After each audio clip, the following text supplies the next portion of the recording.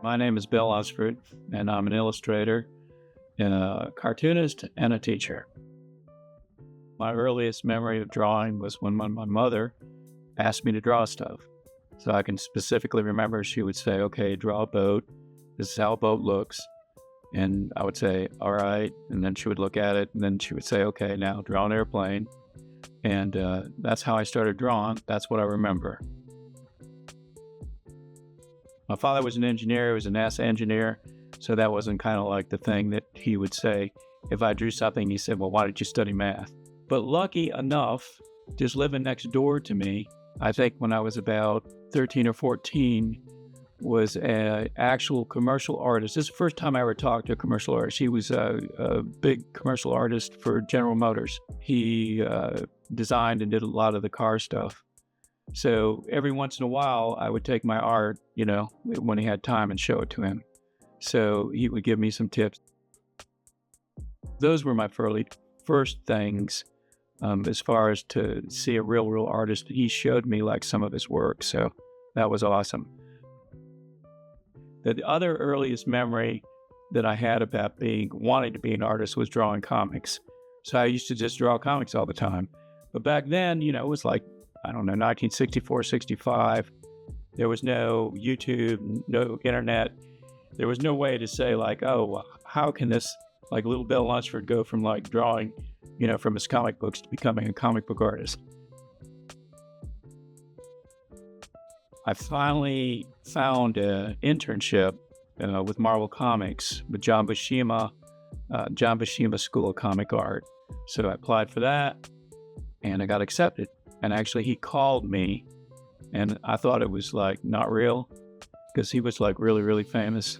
But he finally convinced me this was real. And so I got that, and I was on my way to New York. When I finally did get to New York, and I finally did get to see real artists, real commercial artists actually work and actually like draw a figure. Because I remember like at the first class I studied under Don Heck. He's the guy that drew Iron Man. He's a very famous artist. And the first time I saw him draw a figure like that quick, he just took a magic marker and had a big sheet of paper on the wall. And he just like whipped out Iron Man, 15 seconds. I was like, what? I said, that's how you do it. So that light bulb went off. So Ragans Raiders was a comic, I think in 1986, 1987 by Solson Comics.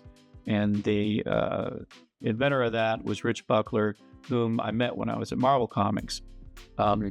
So he branched off from Marvel and he started his own company. And it was kind of it's a cult favorite. It's kind of an interesting concept where they took the president, Ronald Reagan, and they made him a superhero, right? And then they took his whole cabinet, and that was the Ragans Raiders. So they would have a series of stories.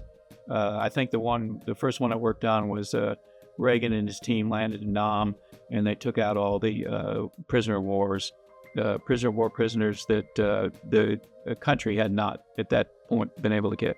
So that's what the premise was.